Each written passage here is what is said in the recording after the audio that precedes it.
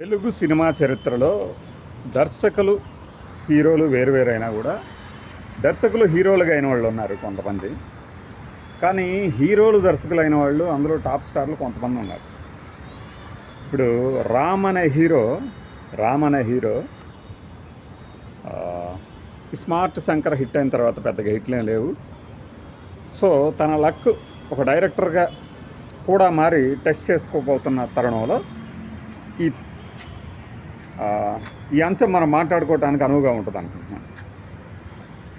Top హీరోలుగా వెలుగొందిన వాళ్ళలో ఫస్ట్లో నాగయ్య గారు మొదటగా ₹1,00,000 జీతం తీసుకుంటే పారితోషికం అందుకుంటే, ఆ తర్వాత కమర్షియల్ హీరోయిజం అనేది జగ్గయ్య గారు కానీ, ఆ తర్వాత కొంత రమణమూర్తి, ఇక వీళ్ళందరూ వచ్చిన తర్వాత వాళ్ళలో దర్శకులుగా మారింది తక్కువ మందే.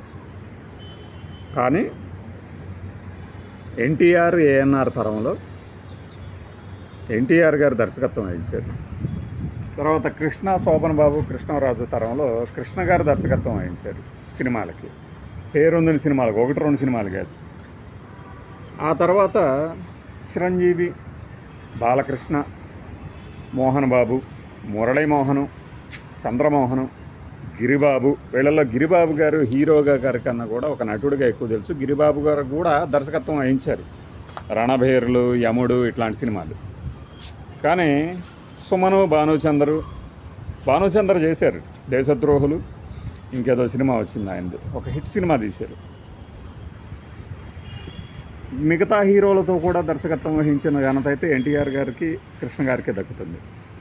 ఇక ఆ తర్వాత తరం నాగార్జున, వెంకటేషు, వీళ్ళని చూసినప్పుడు వాళ్ళలో ఆ ఇద్దరిలో ఎవరికీ ఆలోచన లేదు, ఇప్పటికి కూడా లేదనే చెప్తారు. బట్ బాలకృష్ణ గారికి ఏదో ఒక టైంకి నేను దర్శకత్వం వహిస్తానన్నారు, నర్తనశాలని ఓపెన్ చేశారు, అది ఆగిపోయింది. శరత్ బాబు, శ్రీహరి, సౌందర్య, బాలకృష్ణ గారు వీళ్ళందరూ. బట్ ఈ పేరు పొందిన హీరోల్లో ఏంటంటే కొంతమంది దర్శకత్వ శాఖలో వేలు పెడతారనే పేరు కూడా ఉంది కొంతమందికి. ఆ తర్వాత మహేష్ బాబు, పవన్ కళ్యాణ్ తరంలో, అంటే వీళ్ళిద్దరి కన్నా ముందు కూడా ఇంకొక తరం ఉన్నది.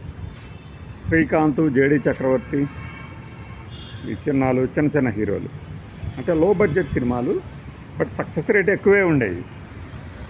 వాళ్ళలో జేడి చక్రవర్తి ఒకటి మొదలుపెట్టాడు, మహాత్మా గాంధీ ఆటోబయోగ్రఫీ అని చెప్పేసి. చిరంజీవి ఫ్యాన్ అందులో, అతను కొంత భాగం షూట్ చేసి కూడా ఆగిపోయింది. కానీ ఇక ఆ తర్వాత మహేష్ బాబు, పవన్ కళ్యాణ్లో మహేష్ బాబు ఎవరు చేసే పని వాళ్ళు చేస్తే బాగుంటుందని నా ఉద్దేశం అని ఎప్పుడు చెప్తూ ఉంటాడు. పవన్ కళ్యాణ్ మాత్రము జానీ అనే ఒక సినిమా తీసి సాలిక అనుకున్నట్టున్నారు. కానీ ఈయన మీద చాలా ఆరోపణలు ఉన్నాయి, దర్శకత్వ శాఖలో బాగా ఏలు పెడతాడు అని చెప్పేసి. సరే, అది ఇన్వాల్వ్మెంట్, హిట్ అయితేనేమో ఇన్వాల్వ్మెంట్ అంటారు, ఫ్లాప్ అయితేనేమో ఇంటర్ఫీరెన్స్ అంటారు.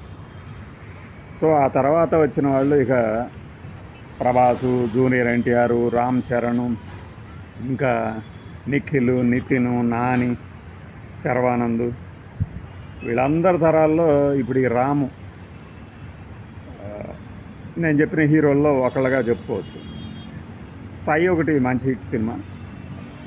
మొదటి సినిమా దేవదాసు, ఆ దర్శకుడు వైవిఎస్ చౌదరి, ఆయన ఏదో దర్శనం అంటూ వాళ్ళ హీరోల ఫోటోలు చూపిస్తా అన్నాడు. ఇంతవరకు ఏమైందో తెలియదు అది. ఓకే, అది ఫైన్, వేరే వీడియోలో మాట్లాడుకుందాం. రామ్ ఒకళ్ళు ఇప్పుడు ఆ సాహసం చేస్తున్నారు. సాహసం అని ఎందుకంటున్నామంటే, ఫెయిల్ అయిందనుకోండి వెంటనే ఈయనకెందుకు హీరోగానే చేసుకోక, మళ్ళీ హీరోగానే ఫెయిల్యూర్స్ వస్తుంటే మళ్ళీ ఇది ఒకటే అంటారు. సక్సెస్ అయితే ఆ తర్వాత డైరెక్టర్లు ఏంటంటే, ఈయన ఒక డైరెక్టర్గా, అంటే ఈయన ప్రాపకం కోసం కూడా కాస్త మీరు డైరెక్టర్గా హిట్ అయ్యారు కాబట్టి ఈ సినిమాలో ఈ సీన్ ఎలా తీస్తే బాగుంటుంది అంటే అదొక ఇంకొక రకమైన చిన్న చికాకులు దారి తీసే అంశం. కానీ సక్సెస్ పర్సంటేజ్లో చూస్తే ఎన్టీఆర్ గారు ఆయన పేరు వేసుకోలేదు, కానీ సీతారామ కళ్యాణానికి ఆయనే చేశారంటారు.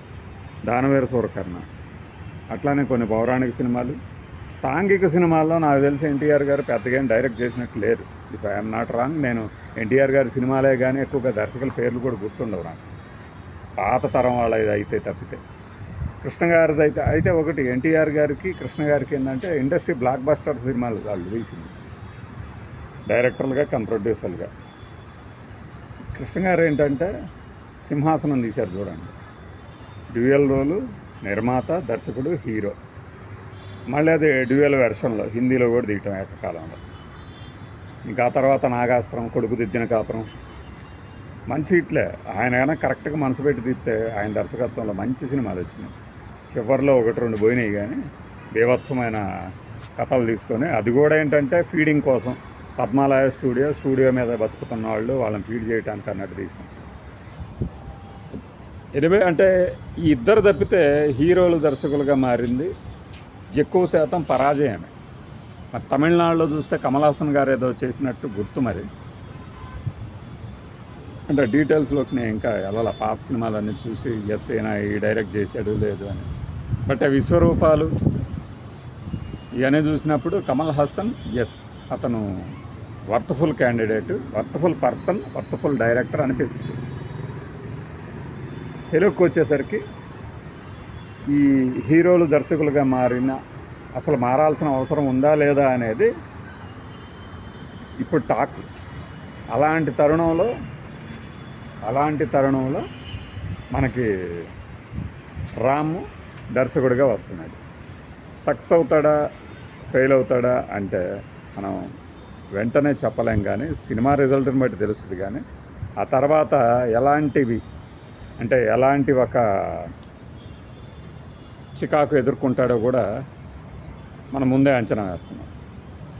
అంటే ఒక కథ మీద తనకు బాగా నమ్మకం ఉండి, లేదు ఈ కథను నేనే డైరెక్ట్ చేయగలను, నేనే ప్రొడ్యూస్ చేయాలి అనే ఒక అభిలాష, ఆకాంక్ష ఉన్నప్పుడు మాత్రమే ఇలాంటివి చేస్తారు. ఒక పెద్ద బ్యానర్ ఉండాలి, ఆ కాన్వాస్ కూడా దానికి సహకరించే ఉండాలి. అంటే ఊరికి బడ్జెట్ పెట్టేస్తున్నానని కాకుండా కథ డిమాండ్ చేసే అంత క్యాన్వాసెస్ కథలో కనుక అంటే బ్యాక్గ్రౌండ్లో ఉంటే అప్పుడు డైరెక్టర్గా హీరో ఎందుకు చేశాడంటే ఎస్, ఇది నా మీద నేనే చేసుకునే రిస్క్ బెట్టిది. అందువల్ల నాకున్న అనుభవాన్ని, ఈ సీన్ని నేను నటించిన సినిమాల్లోని నా అనుభవాన్ని అంతా రంగరించి నేను ఇలా చేస్తున్నాను, సినిమాని డైరెక్ట్ చేస్తున్నాను అని చెప్పడానికి ఉంటుంది. మనకి ఎన్టీఆర్ గారి నుంచి ఇక్కడ దాకా చూస్తే మీకు ఎన్టీఆర్ గారు, కృష్ణ గారు, మనకి బాలకృష్ణ గారు తిగలేదు కాబట్టి ఆయన వదిలేస్తే, జేడీ చక్రవర్తి అంతే, అంటే 4, తర్వాత పవన్ కళ్యాణ్ 5, ఈయనతో 6 అవుతారు హీరోలు దర్శకులు అయితే. గిరిబాబు గారిని కూడా హీరోగా అయితే 6 అవుతారు, 7 అవుతారు. బట్ వీళ్ళలో అసలు సినిమాలు రిలీజ్ కాలేదు కాబట్టి బాలకృష్ణ గారిని, జేడీ చక్రవర్తిని మనం తీసేయచ్చు. బట్ జేడీ చక్రవర్తి ఏదో రోజు మళ్ళీ డైరెక్ట్ చేస్తాడేమో, అవకాశం ఉంది కాబట్టి.